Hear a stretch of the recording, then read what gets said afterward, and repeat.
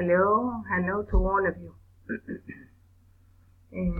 This is a class that I wanted to give you about structures for emphasizing.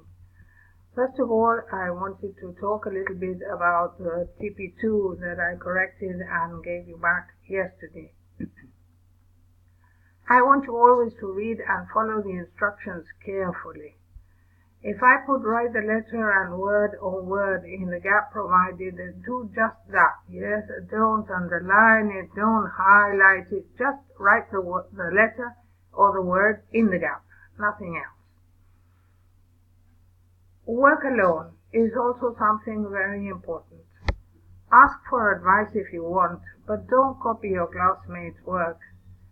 And least of all, don't copy the grammar exercises if you find them on the web, because that will never help you to know if you understand the language or not. Apart from that, if you want to become a good professional, when you are translating somebody else's work, you will have nobody to ask and nobody to copy from. It will be only your work that is assessed. So, try and do it on your own always. It is because it is important for you, and apart from that, it is very dishonest to copy. Another thing is, don't translate the words used for grammar structure in Spanish because they are different in English, yes? For example, you have a proposition, and in English we call it a clause. Use the word complement when you are referring to a complement of the preposition, a noun or adjective complement clause. Those we will see later on together with the subordinated clauses. Don't use it for subject or object complements, that is, a subject predicative or object predicative.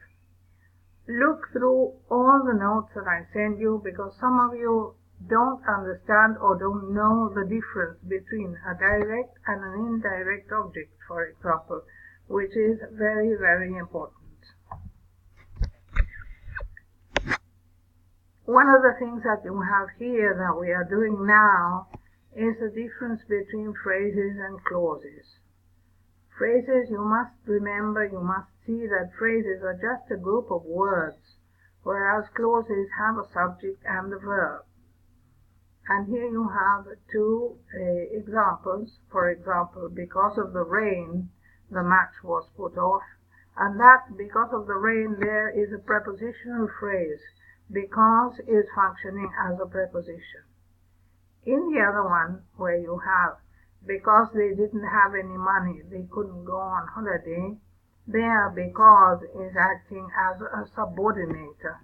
Because they didn't have any money has a subject, which is they, and didn't have is the verb, and so here we are talking about a subordinated sentence. Now in the next classes we will see a lot about subordination, and it must be very, very clear. Okay, here we have the structures for emphasizing that you have this week. And emphasizing means giving some importance, more importance to some part of the sentence than to others. They are used, these structures are three, the ones that we see are three, and these structures are used to emphasize different parts of a sentence. For example, the one that is most used is inversion. And here you have subject-verb inversion is used always after negative openings. In conditional sentences without if, with so and such, with only plus time expressions or prepositional phrase, and not plus only or time expressions, time adverbs plus be. The principal verb or the auxiliary is inverted. If I say hardly, hardly is a negative opening. So here you have hardly had I arrived when the phone rang. And here we have inverted the verb, which is the auxiliary here, and the subject. In the next one, You have, no sooner did they tell her the news than she broke into a sunny smile. And here what you are doing is inverting the deed and the auxiliary with the subject. Yes? So, this is the way that you invert to give more importance, or not to give more importance, but to say when you have to use when you have a negative opening. Okay, in the next one you have a conditional sentence without if, because I can say, if I had known you were coming, I would have cooked lunch.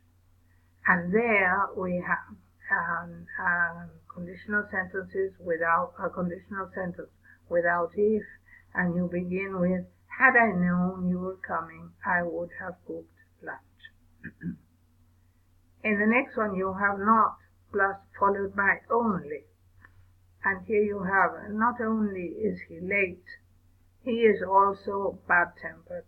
You are going to invert the first part of the sentence, which has a negative opening, but not the second part of the sentence. The same thing will happen afterwards. We will see an example with subordinated sentences. Then you have an example with such.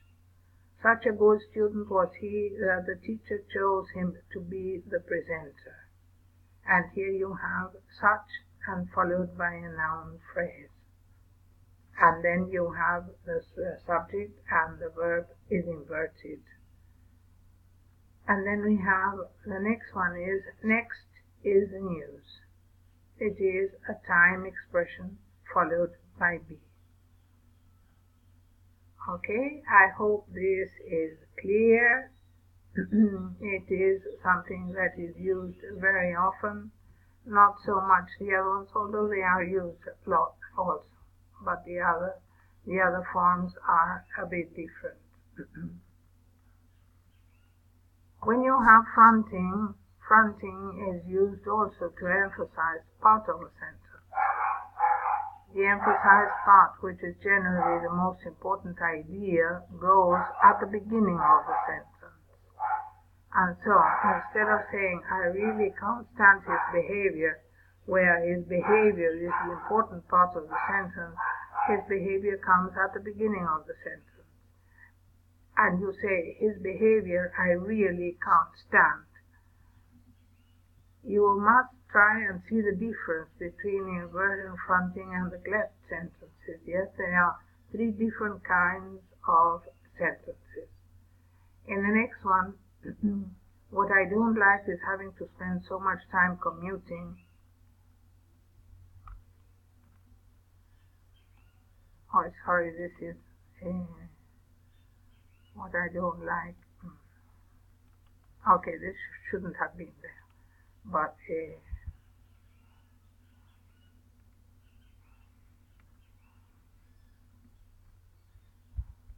okay, so here you have, what I don't like is having to spend so much time commuting.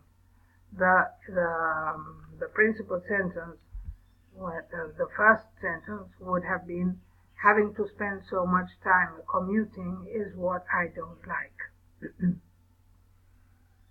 And there you have a WH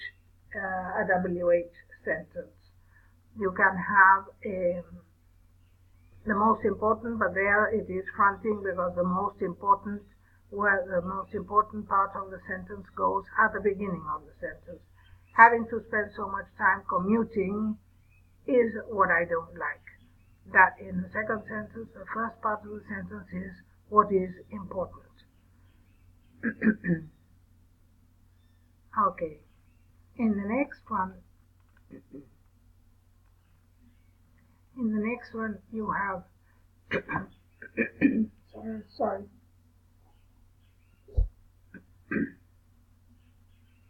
In the next one, you have cleft sentences. Cleft sentences can be made with WH and it sentences. These are different structures also used for emphasis. Cleft sentences are divided sentences, where you have, instead of having the information in one sentence, you have two sentences which are joined in some way, each with its own verb.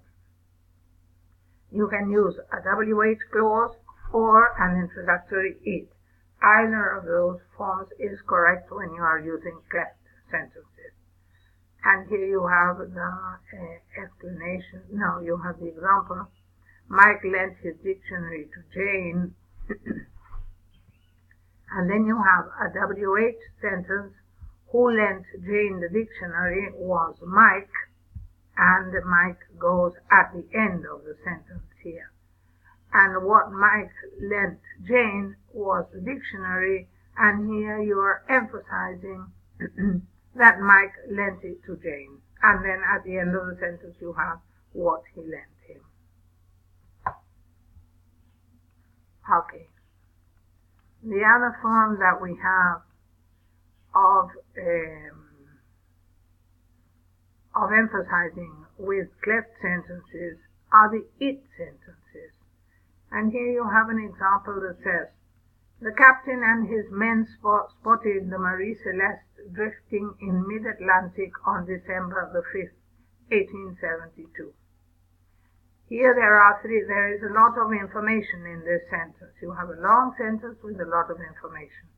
So if you start with a cleft sentence, with an it cleft sentence, and the first part of the sentence is what is important, and here you have, it was the captain and his men who spotted the Marie Celeste drifting in mid-Atlantic on December the 5th, 1872. Here we have emphasized the subject, and so which is the captain and his men. And here in the next one we have emphasized the direct object. If we ask, what did they spot? They spotted the Marie Celeste. So, it was the Marie Celeste, the captain and his men spotted drifting in mid-Atlantic on December the 5th, 1872. And here what we have what we had as a direct object, we have here as emphasized with an it clause. In the next one, we have emphasized a prepositional phrase. And here we have, it was in mid-Atlantic that the captain and his men spotted the Marie Celeste drifting on December the 5th. And there we have emphasized the prepositional phrase, which is in mid-Atlantic. Okay. I hope this is clear. It is one of the exercises that you are going to have in your next task, and in your next written task. And apart from that, we don't have very much more time, but I want you to bear in mind everything I told you at the beginning of the lesson. If you have any problems, if you have any doubts, please write to me in Últimas Novedades, and I will do my best to answer and help you with your doubts if you have any. There is not much more to say for now. I hope you all have a lovely day tomorrow, and my best wishes to all who are moms, which is a lovely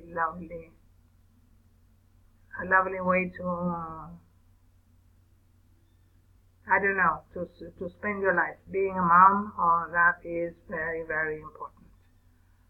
So, I'll see you in the next, no, I won't see you, but I'll try and be clear in my next class when we have it. Okay, goodbye to all. And please bear in mind what I said about copying, yes?